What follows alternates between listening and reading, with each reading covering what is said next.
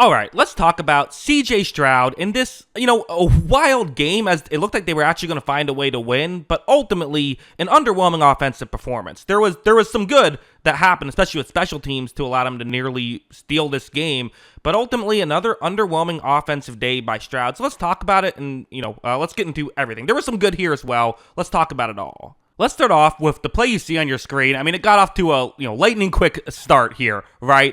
First possession, they're able to get inside the 30. Nico Collins, who it was kind of a storyline week one of him not being able to make a big play really in that game. Well, here's an opportunity. One-on-one matchup against a good corner, Zion McCollum. Stroud is going to take the snap. He is going to look and fire towards Nico Collins. It's a pure one-on-one matchup. And I mean, live, you're thinking, okay, this isn't going to work, right? I mean, Collins is essentially tightrope walking towards the sideline. McCollum has him so far over, it's going to be so difficult to make this grab in bounds. And yet somehow, some way, he just gets both feet in bounds before going out of bounds and makes the grab. I mean, talk about an impressive play from Nico Collins. Really good stuff. Great throw from Stroud, of course, as well. And just like that, they're able to make a splash play, which is really what they were missing all of last week. Now, heading over here, we definitely saw the offense cool off after that drive. I thought one thing is Tampa Bay started blitzing.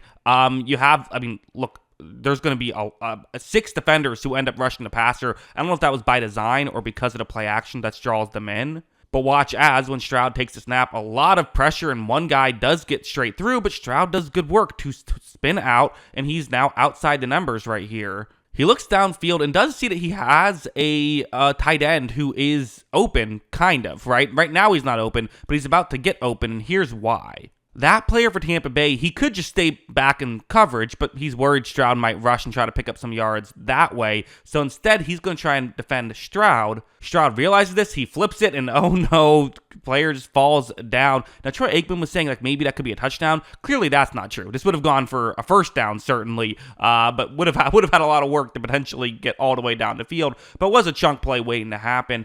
It did feel like there was a couple of plays for Houston that they had opportunities, they just weren't able to capitalize on them, and this was one of them. Heading over here, we saw the return of Stroud's legs, right? This is something that in the playoff game against Kansas City, we saw him really using his legs a lot. Week one, even though the offense as a whole kind of sputtered a lot, he used his legs there. Well, here on this play, so it's actually going to be man coverage on this one. Stroud takes a snap, he looks down the field and kind of just quickly realizes, hey, look at all this room in front of me. I mean, he was able to step through the pocket pretty easily, and because of that, not only does he pick up the first down, watch the patience with his running. He's letting his blockers get in front and make some blocks before ultimately getting tackled, but able to get just on the outside of field goal range. So you're thinking, okay, maybe at least get a field goal, make it a 1-point game at the end of the half.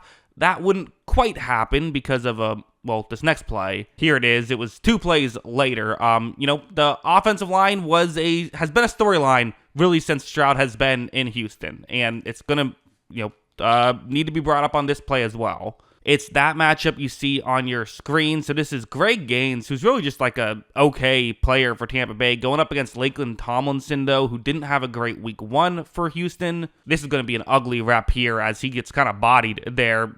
Quick pressure up the middle. Nothing you can do if you're CJ Stroud. Instead of having an opportunity to kick a field goal, they had to punt, and that was kind of the drive killer. So once again, offensive line not being able to protect for Stroud. Now, on this play, again, it's going to be more pressure, but this one's interesting. So it's going to be it's a safety blitz off the edge here, or maybe it's a slot corner blitz, whatever you want to call it. It's Tyke Smith, the sort of nickel corner for Tampa Bay. Watch as he's going to blitz off the edge, and this is picked up. Again, last week, kind of one of the stories was they're not picking up pressure. This time they're picking it up. They have someone to block everybody, so that's good. The issue is just because you have someone to block everybody doesn't mean you can make the blocks. Watch Tyke Smith just run over Dare Ngumbawale and get to Stroud for the sack. So again, it's coming from different areas, right? Everyone always blames the offensive line for every sack. The offensive line did their job on that one, but you got to be able to pick up the blitz. And once you get in position, you have to be able to actually make the block, and that just didn't happen on that one. There was also this one, which, listen, again,